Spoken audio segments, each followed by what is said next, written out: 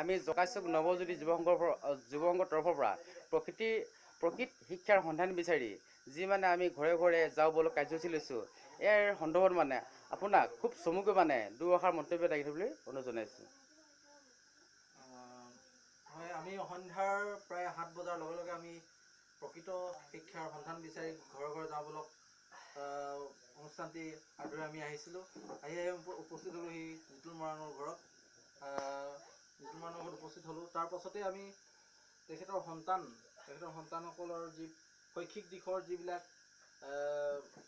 তেওঁলোকৰ যি মনোভাৱ, তেওঁলোকৰ শিক্ষা দিশত কেনেদৰে আগবাঢ়িছে বা কেনেকৈ তেওঁলোকে পঢ়িছে সেই বিষয়ক আমি নিৰীক্ষণ কৰিলোঁ। তাৰপৰা তেওঁলোকৰ কিছুমান পঢ়া শুনাৰ সুবিধা পঢ়াৰ উপৰিও যিবোৰ সুপ্ত বিকাশ যেনেকৈ ধৰক নাচ গান অভিনয় এই সকলোবিলাক দিশ আমি দেখিবলৈ পালোঁ। আমি অত্যন্ত সুখী যে আমি প্ৰকৃততে শৈক্ষিক দিশৰ লৈ আহিছিলোঁ, কিন্তু তেওঁলোকৰ যি সুপ্ত প্ৰতিভা এইবোৰ দেখি আমি নথৈ আনন্দিত হৈছোঁ। আমি ভাবিছোঁ যে আমি যিটো আমি কাৰ্যসূচী লৈছোঁ এই কাৰ্যসূচীটোৰ জৰিয়তে আমি তেওঁলোকক অনাগত ভৱিষ্যত দিনত আমি তেওঁলোকক আৰু আগবঢ়াই নিব পাৰিম আমাৰ এই অনুষ্ঠানৰ যোগেদি, আমাৰ এই কাৰ্যসূচীৰ যোগেদি। গতিকে বৰ বিশেষ নকওঁ, তেওঁলোকৰ ভৱিষ্যত সুখকৰ হওক, তেওঁলোকৰ যি কামনা সেই কামনা পূৰণ হওক, তাকে কৈ মোৰ বক্তব্য মই সামৰণি মাৰিছোঁ।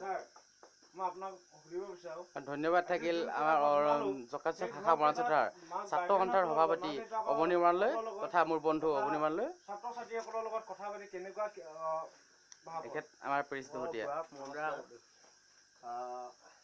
সদৌ জকাইচুক নৱজ্যোতি যুৱ সংঘৰ সহযোগত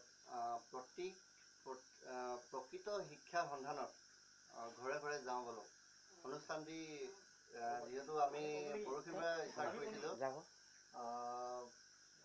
প্ৰথম দিনাৰ পৰাই আমি যিখিনি ভাবিছিলোঁ তাতকৈ বহুত বেছি আশা দেখিছোঁ, বহুত সফল হৈছে যেন পাইছোঁ। লগতে আজি যি জিতুল মৰাণৰ ঘৰত আৰু লগতে দেৱেন মৰাণৰ ঘৰত উপস্থিত হ'লোহি। আমি সন্ধিয়া 7 বজাৰ লগে লগে আমি আহিলোঁ। তাত তেওঁলোকৰ ল'ৰা ছোৱালীবিলাক পঢ়ি থকা অৱস্থাতে পাইছোঁ, শৈক্ষিক অৱস্থাতে। তো ভালেই লাগিছে, সিহঁতৰ গাৰ্জেনবিলাকো অলপ বাৰ্তালাপবোৰ ভালেই, সিহঁতেও ভাল পাইছে, বহুতখিনি আগবাঢ়ি যাব বুলি কৈছে। গতিকে আশা কৰোঁ আৰু যাতে আমাৰ অনুষ্ঠানটি আমাৰ কাৰ্যসূচী এনেকৈ আগবাঢ়ি গৈ থাকে, ইমানেই আৰু।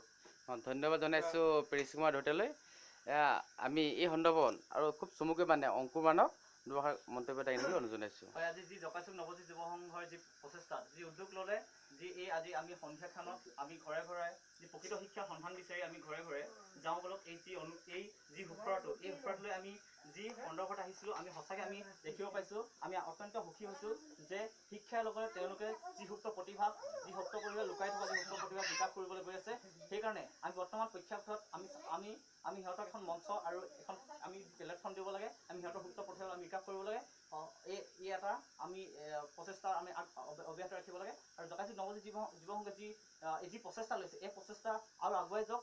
আৰু মৰমৰ ছাত্ৰ ছাত্ৰীসকল বা মৰম ভাইটি ভণ্টীসকলক যি আগুৱাই যোৱা প্ৰেৰণা, সিহঁতৰ যি প্ৰতিভাবিলাক বিকাশ কৰিবলৈ আমি সুযোগ দিব পাৰোঁ, সেয়া আমাৰ বৰ্তমান নৱপ্ৰজন্মৰ দায়িত্ব আৰু কৰ্তব্য। সেইখন আমাৰ জকাইচুক নৱজ্যোতি যুৱ সংঘই দিবলৈ আশা কৰিলোঁ। ধন্যবাদ। ধন্যবাদ থাকিল অংকুৰ মানলৈ। তেখেতে নিশ্চয় আপোনালোক খুব চমুকৈ ধুনীয়াকৈ মন্তব্য আগবঢ়ালে। তো আমি জিতুল মৰাণ ককাইদেউ ক'ত হ'ল? এখেতে আমি গৃহস্থৰ আমি যিজন ঘৰত আহিছোঁ মানে আমাৰ জিতুল মৰাণ ককাইদেউ, তেখেতক মানে আমাৰ এই যি প্ৰচেষ্টা, এই প্ৰচেষ্টাৰ ওপৰত মানে আপোনাৰ মানে চমুকৈ মানে দুআষাৰ জানিব বিচাৰিছোঁ।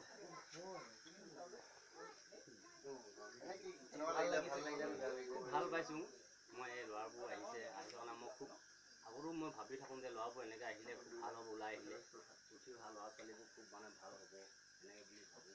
আৰু এনেকৈ যেনেকৈ উঠি আহিছে এই ল'ৰাবোৰ এই সৰু সৰু ল'ৰা ছোৱালীবোৰ তাৰমানে ভাল পাবলৈ বিচাৰোঁ।